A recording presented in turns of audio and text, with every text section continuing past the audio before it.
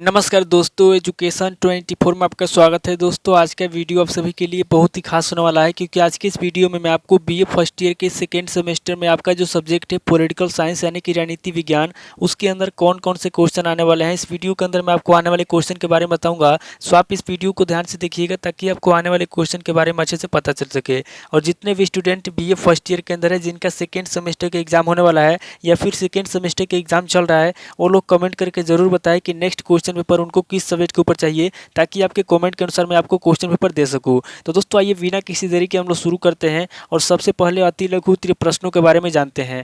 तो यहाँ पे अति लघु उत्तरीय प्रश्नों में पहले प्रश्न की बात की जाए तो यहाँ पे आपका पहला प्रश्न दिया हुआ है, राजनीति शास्त्र के विषय क्षेत्र पे प्रकाश डालिए। पहला क्वेश्चन कह रहा है जो राजनीति शास्त्र है, यहाँ पे आपको राजनीति शास्त्र के विषय क्षेत्र पे प्रकाश डालना है। अब अगले क्वेश्चन की बात की जाए तो यहाँ पे आपका दूसरा क्वेश्चन दिया हुआ है, राजनीतिक सिद्धांत का दार्शनिक दृष्टिकोण क्या है। दूसरा क्वेश्चन कह रहा है जो राजनीतिक सिद्धांत है, यहाँ पे आपको बताना है कि राजनीतिक सिद्धांत का दार्शनिक दृष्टिकोण क्या है। अब अगले क्वेश्चन की बात की जाए तो यहाँ पे आपका तीसरा क्वेश्चन दिया हुआ है, संस्थागत दृष्टिकोण से आप क्या समझते हैं। तीसरा क्वेश्चन कह रहा है कि संस्थागत दृष्टिकोण क्या होता है, यहाँ पे आपको संस्थागत दृष्टिकोण के बारे में बताना है। अब अगले क्वेश्चन की बात की जाए तो यहाँ पे आपका चौथा क्वेश्चन दिया हुआ है, राज्य के उद्देश्य क्या है। चौथा क्वेश्चन कह रहा है कि राज्य के उद्देश्य क्या है, यहाँ पे आपको राज्य के उद्देश्य के बारे में बताना है। अब अगले क्वेश्चन की बात की जाए तो यहाँ पे आपका पांचवा क्वेश्चन दिया हुआ है, राज्य की उत्पत्ति के विकासवादी अथवा ऐतिहासिक सिद्धांत की विवेचना कीजिए। पांचवा क्वेश्चन कह रहा है कि राज्य की उत्पत्ति के विकासवादी अथवा ऐतिहासिक सिद्धांत की व्याख्या कीजिए। यानी कि यहाँ पे जो राज्य है, यहाँ पे आपको राज्य की उत्पत्ति के विकासवादी सिद्धांत के बारे में बताना है या फिर ऐतिहासिक सिद्धांत की व्याख्या करना है। अब अगले क्वेश्चन की बात की जाए तो यहाँ पे आपका छठा क्वेश्चन दिया हुआ है, कानून के आधारभूत तत्वों अथवा लक्षणों पर प्रकाश डालिए। छठा क्वेश्चन कह रहा है जो कानून है, यहाँ पे आपको कानून के आधारभूत तत्वों अथवा उसके लक्षणों पर प्रकाश डालना है। अब अगले क्वेश्चन की बात की जाए तो यहाँ पे आपका सातवां क्वेश्चन दिया हुआ है, स्वतंत्रता के प्रकार अथवा भेद बतलाइए। सातवां क्वेश्चन कह रहा है जो स्वतंत्रता है, यहाँ पे आपको सबसे पहले स्वतंत्रता के प्रकार बताना है अथवा उसके भेद बताना है। अब अगले क्वेश्चन की बात की जाए तो यहाँ पे आपका आठवां क्वेश्चन दिया हुआ है, दंड की अवधारणा अथवा उसकी परिभाषा स्पष्ट कीजिए। आठवां क्वेश्चन कह रहा है जो दंड है, यहाँ पे आपको दंड की अवधारणा बताना है अथवा उसकी परिभाषा स्पष्ट करना है।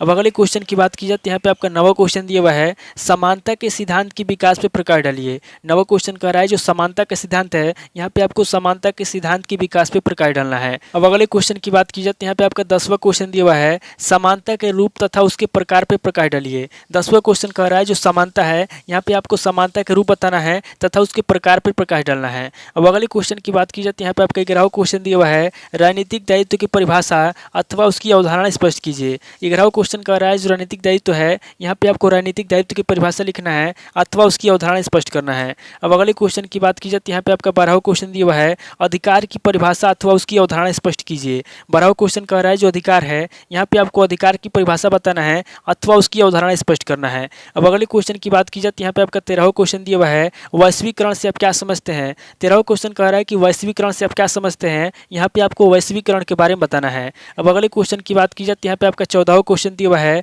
संसदीय शासन के गुण अथवा उससे लाभ पर प्रकाश डालिए। 14वां क्वेश्चन कह रहा है कि संसदीय शासन के क्या गुण होते हैं, यहाँ पे आपको सबसे पहले संसदीय शासन के गुण बताना है अथवा संसदीय शासन के लाभ पे प्रकाश डालना है। अब अगले क्वेश्चन की बात की जाए तो यहाँ पे आपका 15वां क्वेश्चन दिया हुआ है, एकात्मक शासन के गुण तथा दोष पे प्रकाश डालिए। 15वां क्वेश्चन कह रहा है जो एकात्मक शासन होता है, यहाँ पे आपको एकात्मक शासन के गुण बताना है तथा उसके दोष पे प्रकाश डालना है। अब अगले क्वेश्चन की बात की जाए तो यहाँ पे आपका 16वां क्वेश्चन दिया हुआ है, द्वितीय मतपत्र पद्धति तथा पृथक निर्वाचन प्रणाली से क्या तात्पर्य है। 16वां क्वेश्चन कह रहा है जो द्वितीय मतपत्र पद्धति है तथा जो पृथक निर्वाचन प्रणाली है, यहाँ पे आपको द्वितीय मतपत्र पद्धति तथा पृथक निर्वाचन प्रणाली के बारे में बताना है। अब अगले क्वेश्चन की बात की जाए तो यहाँ पे आपका 17वां क्वेश्चन दिया हुआ है, दबाव समूह और हित समूह में अंतर पे प्रकाश डालिए। 17वां क्वेश्चन कह रहा है जो दबाव समूह है और जो हित समूह है, इन दोनों में क्या अंतर है, यहाँ पे आपको दबाव समूह और हित समूह में अंतर पे प्रकाश डालना है। अब अगले क्वेश्चन की बात की जाए तो यहाँ पे आपका 18वां क्वेश्चन दिया हुआ है और अति लघु उत्तरीय प्रश्न का लास्ट क्वेश्चन दिया हुआ है,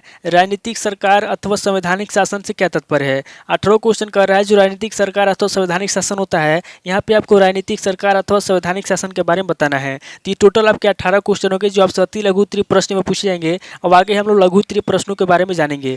तो यहाँ पे लघु उत्तरीय प्रश्नों में पहले प्रश्न की बात की जाए तो यहाँ पे आपका पहला प्रश्न दिया हुआ है, राज्य की उत्पत्ति के शक्ति सिद्धांत की विवेचना कीजिए। पहला क्वेश्चन कह रहा है जो राज्य है, यहाँ पे आपको सबसे पहले राज्य की उत्पत्ति के शक्ति सिद्धांत के बारे में बताना है और उसकी विवेचना करना है। अब अगले क्वेश्चन की बात की जाए तो यहाँ पे आपका दूसरा क्वेश्चन दिया हुआ है, संप्रभुता की अद्वैतवादी अवधारणा स्पष्ट कीजिए। दूसरा क्वेश्चन कह रहा है जो संप्रभु संप्रभुता है, यहाँ पे आपको संप्रभुता की अद्वैतवादी अवधारणा को स्पष्ट करना है। अब अगले क्वेश्चन की बात की जाए तो यहाँ पे आपका तीसरा क्वेश्चन दिया हुआ है, राजनीतिक दायित्व की परिभाषा अथवा उसकी अवधारणा को स्पष्ट करते हुए उसकी विशेषताओं पर प्रकाश डालिए। तीसरा क्वेश्चन कह रहा है जो राजनीतिक दायित्व है, यहाँ पे आपको राजनीतिक दायित्व की परिभाषा देना है अथवा उसकी अवधारणा को स्पष्ट करते हुए उसकी विशेषताओं पर प्रकाश डालना है। अब अगले क्वेश्चन की बात की जाए तो यहाँ पे आपका चौथा क्वेश्चन दिया हुआ है, राजनीतिक आधुनिकीकरण का क्या अर्थ है। चौथा क्वेश्चन कह रहा है जो राजनीतिक आधुनिकीकरण है, यहाँ पे आपको राजनीतिक आधुनिकीकरण के बारे में बताना है। अब अगले क्वेश्चन की बात की जाए तो यहाँ पे आपका पांचवा क्वेश्चन दिया हुआ है, व्यक्तिवाद की प्रमुख विशेषताओं की व्याख्या कीजिए। पांचवा क्वेश्चन कह रहा है जो व्यक्तिवाद है, यहाँ पे आपको व्यक्तिवाद की जो प्रमुख विशेषता है उन प्रमुख विशेषताओं की व्याख्या करना है। अब अगले क्वेश्चन की बात की जाए तो यहाँ पे आपका छठा क्वेश्चन दिया हुआ है, उदारवाद का क्या अर्थ है, उदारवाद की अवधारणा समझाइए। छठा क्वेश्चन कह रहा है कि उदारवाद का क्या अर्थ है, यहाँ पे आपको सबसे पहले उदारवाद का अर्थ बताना है, उसके बाद आगे आपको उदारवाद की अवधारणा समझाना है। अब अगले क्वेश्चन की बात की जाए तो यहाँ पे आपका सातवां क्वेश्चन दिया हुआ है, साम्राज्यवाद की परिभाषा करते हुए उसके रूप और उद्देश्य पर प्रकाश डालिए। सातवां क्वेश्चन कह रहा है जो साम्राज्यवाद है, यहाँ पे आपको सबसे पहले साम्राज्यवाद की परिभाषा लिखना है, उसके बाद आगे आपको साम्राज्यवाद के रूप बताना है और उसके उद्देश्य पर प्रकाश डालना है। अब अगले क्वेश्चन की बात की जाए तो यहाँ पे आपका आठवां क्वेश्चन दिया हुआ है, राष्ट्रवाद के गुण एवं दोषों की विवेचना कीजिए। आठवां क्वेश्चन कह रहा है जो राष्ट्रवाद है, यहाँ पे आपको राष्ट्रवाद के गुण बताना है और उसके दोषों की विवेचना करना है। अब अगले क्वेश्चन की बात की जाए तो यहाँ पे आपका नवा क्वेश्चन दिया हुआ है, संसदीय एवं अध्यक्षीय शासन प्रणालियों के बीच अंतर बताइए। नवा क्वेश्चन कह रहा है जो संसदीय एवं अध्यक्षीय शासन प्रणाली होता है, यहाँ पे आपको संसदीय एवं अध्यक्षीय शासन प्रणालियों के बीच अंतर बताना है। अब अगले क्वेश्चन की बात की जाए तो यहाँ पे आपका 10वां क्वेश्चन दिया हुआ है, लिखित एवं निर्मित संविधान के गुण और दोषों की समीक्षा कीजिए। 10वां क्वेश्चन कह रहा है जो लिखित संविधान होता है एवं जो निर्मित संविधान होता है, यहाँ पे आपको लिखित संविधान और निर्मित संविधान के गुण और दोषों की विवेचना करना है। अब अगले क्वेश्चन की बात की जाए तो यहाँ पे आपका 11वां क्वेश्चन दिया हुआ है, अलिखित संविधान के लक्षण बताइए। 11वां क्वेश्चन कह रहा है जो अलिखित संविधान होता है, यहाँ पे आपको अलिखित संविधान के लक्षण बताना है। अब अगले क्वेश्चन की बात की जाए तो यहाँ पे आपका 12वां क्वेश्चन दिया हुआ है और लघु उत्तरीय प्रश्न का लास्ट क्वेश्चन दिया हुआ है, संविधानवाद और संविधान में क्या अंतर है। 12वां क्वेश्चन कह रहा है जो संविधानवाद होता है और जो संविधान होता है इन दोनों में क्या अंतर है, यहाँ पे आपको इन दोनों में अंतर बताना है। जी टोटल आपके 12 क्वेश्चन होंगे जो आपसे लघु उत्तरीय प्रश्न में पूछे जाएंगे। अब आगे हम लोग दीर्घ उत्तरीय प्रश्नों के बारे में जानेंगे। तो यहाँ पे दीर्घ उत्तरीय प्रश्नों में पहले प्रश्न की बात की जाए तो यहाँ पे आपका पहला प्रश्न दिया हुआ है, राजनीति विज्ञान के अर्थ तथा उसकी प्रकृति का परीक्षण कीजिए। पहला क्वेश्चन कह रहा है जो राजनीति विज्ञान है, यहाँ पे आपको सबसे पहले राजनीति विज्ञान का अर्थ बताना है, उसके बाद आगे आपको राजनीति विज्ञान की प्रकृति का परीक्षण करना है। अब अगले क्वेश्चन की बात की जाए तो यहाँ पे आपका दूसरा क्वेश्चन दिया हुआ है, राजनीति विज्ञान में व्यवहारवादी क्रांति की मुख्य विशेषताओं और मान्यताओं का वर्णन कीजिए। दूसरा क्वेश्चन कह रहा है जो राजनीति विज्ञान है, यहाँ पे आपको राजनीति विज्ञान में व्यवहारवादी क्रांति की जो मुख्य विशेषता है उन मुख्य विशेषताओं के बारे में बताना है और उसकी मान्यताओं का वर्णन करना है। अब अगले क्वेश्चन की बात की जाए तो यहाँ पे आपका तीसरा क्वेश्चन दिया हुआ है, राज्य की उत्पत्ति के सामाजिक अनुबंध सिद्धांत की विवेचना कीजिए। तीसरा क्वेश्चन कह रहा है जो राज्य है, यहाँ पे आपको राज्य की उत्पत्ति के सामाजिक अनुबंध सिद्धांत की विवेचना करना है। अब अगले क्वेश्चन की बात की जाए तो यहाँ पे आपका चौथा क्वेश्चन दिया हुआ है, उदारवाद की व्याख्या करते हुए उसके राज्य के कार्य संबंधी सिद्धांत की विवेचना कीजिए। चौथा क्वेश्चन कह रहा है जो उदारवाद है, यहाँ पे आपको उदारवाद की व्याख्या करना है और उदारवाद की व्याख्या करते हुए उसके राज्य के जो कार्य संबंधी सिद्धांत है, कार्य संबंधी सिद्धांत की विवेचना करना है। अब अगले क्वेश्चन की बात की जाए तो यहाँ पे आपका पांचवा क्वेश्चन दिया हुआ है, कल्याणकारी राज्य का आशय स्पष्ट कीजिए तथा इसके कार्यों का समीक्षा कीजिए। पांचवा क्वेश्चन कह रहा है जो कल्याणकारी राज्य है, यहाँ पे आपको कल्याणकारी राज्य का आशय स्पष्ट करना है और आगे आपको इसके कार्यों की समीक्षा करना है। अब अगले क्वेश्चन की बात की जाए तो यहाँ पे आपका छठा क्वेश्चन दिया हुआ है, संप्रभुता की परिभाषा दीजिए और इसके लक्षणों की विवेचना कीजिए। छठा क्वेश्चन कह रहा है कि संप्रभुता क्या होता है, यहाँ पे आपको संप्रभुता की परिभाषा देना है और उसके लक्षणों की विवेचना करना है। अब अगले क्वेश्चन की बात की जाए तो यहाँ पे आपका सातवां क्वेश्चन दिया हुआ है, कानून से आप क्या समझते हैं, कानून का संक्षिप्त वर्गीकरण कीजिए। सातवां क्वेश्चन कह रहा है कि कानून से आप क्या समझते हैं, यहाँ पे आपको सबसे पहले कानून के बारे में बताना है, उसके बाद आगे आपको कानून का संक्षिप्त वर्गीकरण करना है। अब अगले क्वेश्चन की बात की जाए तो यहाँ पे आपका आठवां क्वेश्चन दिया हुआ है, स्वतंत्रता से आप क्या समझते हैं, स्वतंत्रता के विभिन्न प्रकार बतलाइए।